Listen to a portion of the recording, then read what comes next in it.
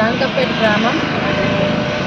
ఇంట్లో అందరం పండుకున్నాగానే 3:30 టైంలో దొంగ వచ్చి మా తలాపు నించుండి మాత్రము కట్ చేసింది కూడా కొంచెం స్లో లేకుండే.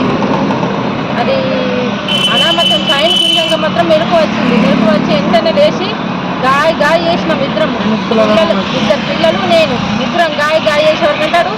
మాత్రం మా మీదకి దాటుకుంటా ఇంట్లోకి వెళ్ళిపోయింది. మంగళసూత్రం ఎత్తు పరారు